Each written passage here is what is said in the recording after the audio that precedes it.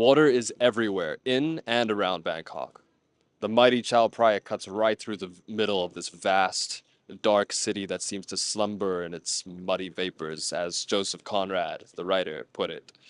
There are endless klongs and canals that whew, branch off the river and run through the entire city and create a massive water maze.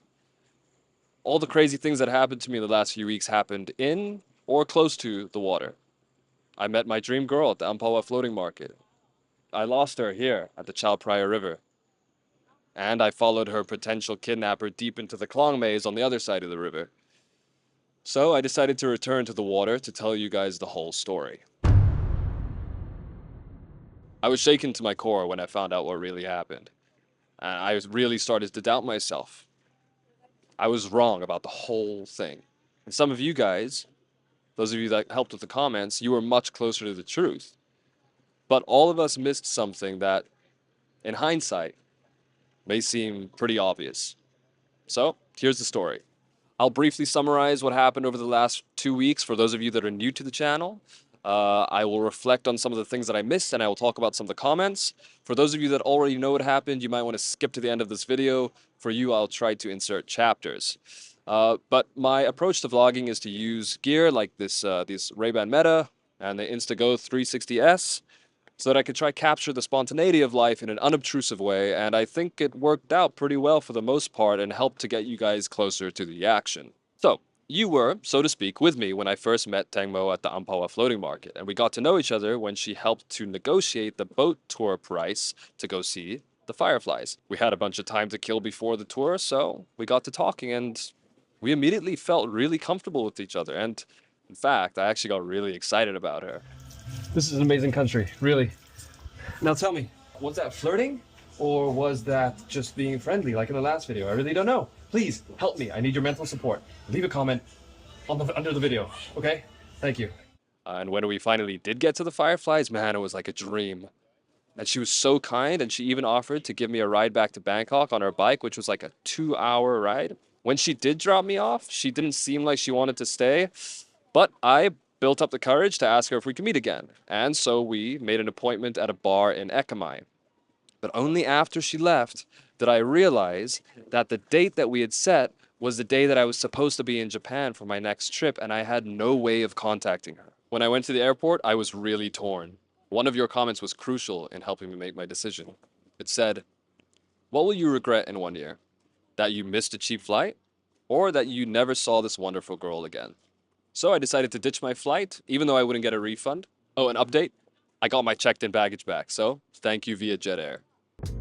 After doing that, I was possessed by a newfound, maybe delusional confidence in myself, and I wiped my head of any negative potential outcomes, and I went all in. And I made sure that I was completely ready for my date with Tangmo. But I was actually super nervous when I arrived at our date. I was kind of afraid that she wouldn't show up, and if she didn't, then I would have canceled my entire next project in Japan for some stranger. And even worse, more importantly, is if she didn't show up, then I would never get a chance to see her again. But she did show up, which was awesome, and we ended up having an incredible evening together. She used to study literature, and her favorite author is Joseph Conrad. Joseph Conrad wrote some of his stories in the Mandarin Oriental, Bangkok's oldest hotel, which gave me the idea, why don't I invite her to the Mandarin Oriental? And I didn't know how expensive it was at the time, but when she brought it up, it felt right in the moment and kind of romantic. And I was just happy that she accepted my invitation. We might have also been a little bit drunk. So the next time we saw each other was at the Mandarin Oriental Hotel. I did not regret that I spent $650 a night in this hotel because it created unforgettable memories. Oh my god, you have long thumbs. This is not fair. There it is! Joseph Conrad. There it is, everyone. There's Tangmo's crush. You know a lot about this dude. How do you know so much? Because I used to study English literature. You used to study? Did you finish? No. Why? Because my dad, he had a problem with money and I had to drop out. And then I didn't finish my studies. And during that time at the Mandarin Oriental, we got even closer. I experienced a day straight out of a fairy tale, which is why I decided to add it a second night. Things were going exceptionally well, but then things took a turn. We were having drinks at the Bamboo Bar. I went up to the room to look for my credit card. When I returned, she was gone. No note, no clues as to why she disappeared. So I spoke to the staff, and they told me that she was approached by a man in a Panama hat who ended up paying her bill, and she left shortly thereafter. Okay, quick update, guys. I went to my room to look for my credit card. Took no longer than 10 minutes. Came back down to the bar. Tangmo was gone. That was about 3 hours ago now, and I'm not exactly sure what the case is, and she hasn't messaged me or reached out to me. She has my number. I don't have hers. She doesn't have Instagram, and then so I went into the bar to ask what was going on. And the waitress, she told me that she had left with this other the guy sitting behind us, and that he had paid the bill for her, which we had nothing to do with that guy, right? I mean, I think we had like a pretty good connection throughout. I don't think that I said anything or that I did anything inappropriate or that I stepped over any boundaries. At the time, I was devastated, and I outright completely refused the idea that her disappearance had anything to do with me, like some of you had suggested. But that wasn't quite right.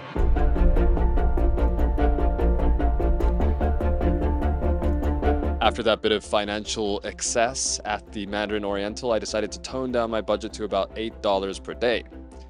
And I really lived like a monk.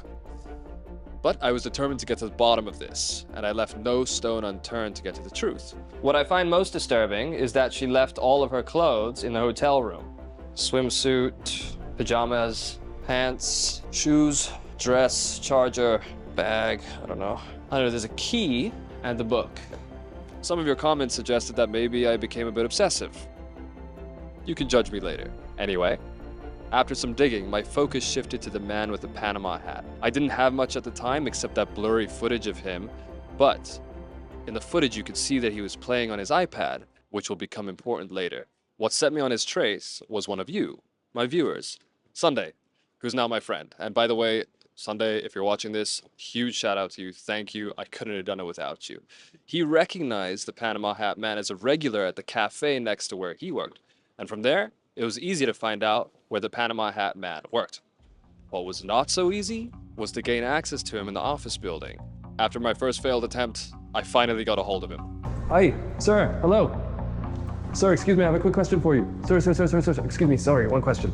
No, but one thing I like you to know that I don't like you. And you just leave me alone.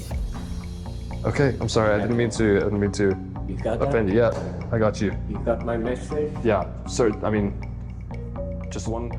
I didn't know what to make of all that. Some of you suggested that the man in the Panama hat might have been her father. But if he was her father, why was he at the Bamboo Bar at the same time as us, and why would he have been sitting there next to us the whole night? Some of you suspected that he might be a gangster from Bangkok's underbelly, which, even in a safe city like Bangkok, probably exists. Sunday had a similar idea, and told me about some sinister dark powers at play in this city. But all of that's probably not true. In fact, I know that all of that is not true. And in fact, I'm actually not surprised that the man in the Panama hat doesn't like me. Here I have a confession to make. I didn't explicitly tell Tangmo that I have a YouTube channel. When things started at the Amphawa floating market, I didn't know that they would develop into something serious. Then when we got to know each other, I missed the jump to tell her. And I tried to justify it to myself by saying that it would be pretty clear that I would be using this footage in some way or another. I had nearly given up. But if you paid attention, some of you might have guessed what I did with the AirTag when the Mandarin employees didn't fall for my wallet trick. I put the AirTag in the bag, and when I returned it to the lost and found, it would be there. Now, I didn't want to say this too explicitly in case the person who picked up the bag was watching any of these videos. So I just said this. I had to keep my prepared wallet. The AirTag in it was useless, more or less. In the end, I only returned Tangmo's bag at the lost and found and said that they should give me a call if somebody claims it. And I had forgotten about this when much later, I received a phone call from the Mandarin Oriental while I was at the horse racing track with Sunday that someone had picked up the bag. And I knew then immediately that if I followed this person who picked up the bag, that I would have all of my questions answered. Thankfully, Sunday went with me and helped me chase this guy down. And then this happened.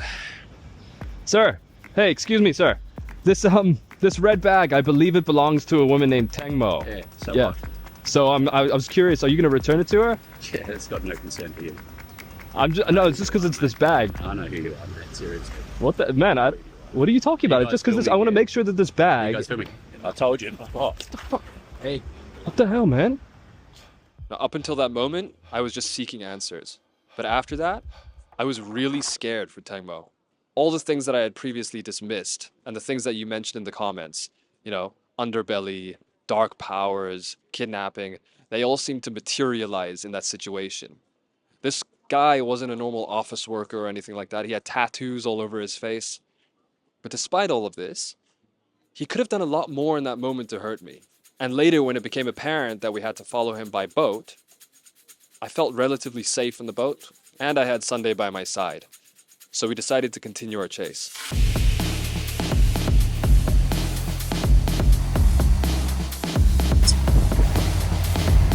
Okay, I think we can U-turn here. Yeah. Yes. This is the place. At first, we lost contact with him deep in the maze of waterways in Bangkok. The signal for the AirTag then stopped in an area which we later inspected very closely. But yet again, it was one of you viewers who gave us the decisive clue. Now, I really praise the detective skills of my viewer Jay Gabriel. It would never have occurred to me that the top on the drying line was the same one that Tangmo wore the first time we met. But if you compare the footage side by side, it becomes evident. So now we had a location where we could find the man that we believed was named Roderick. So we could finally go on our last mission. This time we took a smaller boat. 1 kilometer. Okay.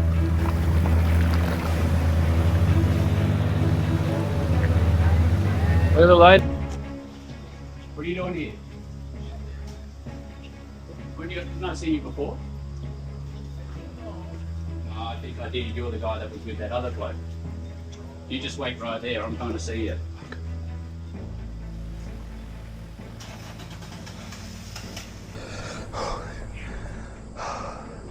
Sunday just went with a boat.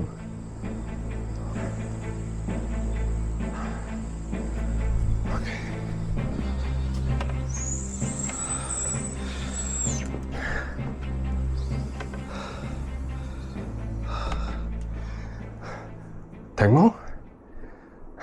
Stop crying. And this is how the last video ended.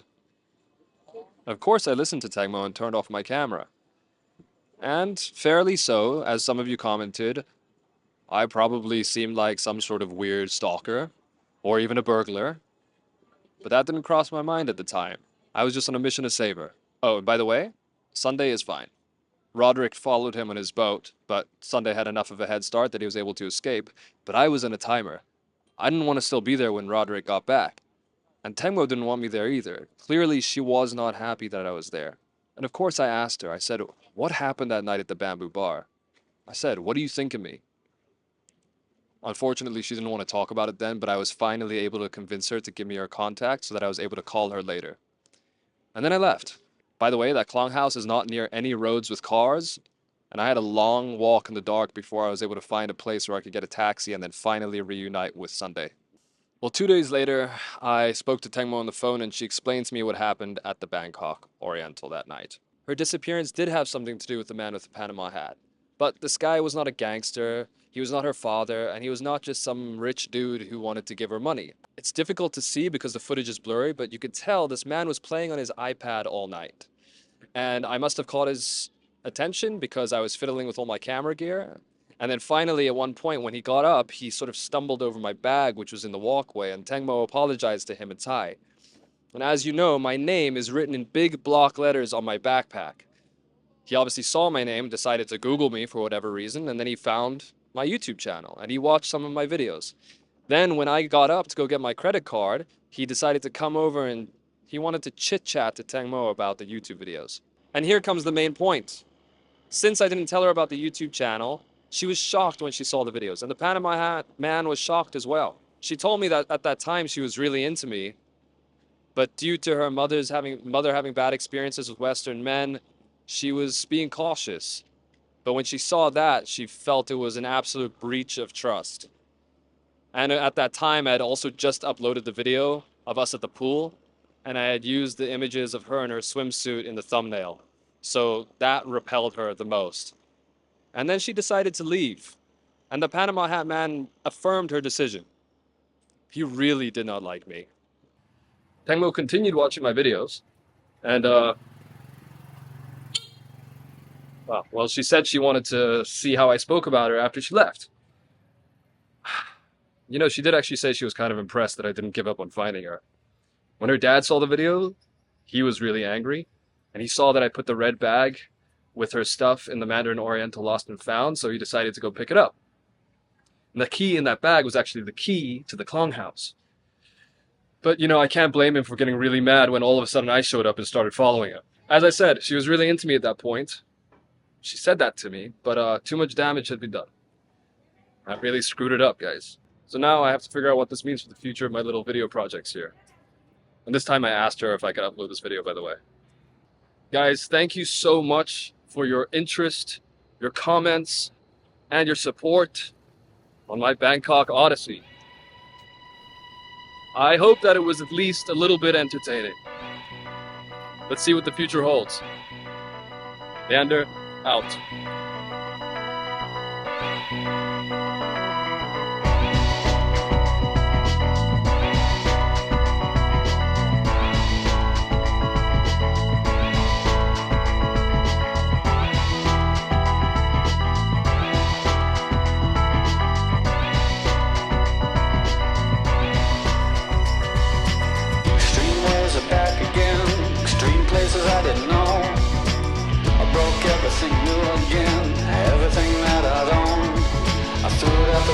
Came along, extreme waves I know will part the colors of my sea, perfect color me. Extreme waves that help me out late at night. Extreme places I had gone, but never see any light. Dirty basements, dirty noise, dirty places coming through. Extreme worlds alone, did you ever like it then? I would stand in line for this. There's always room in life for this.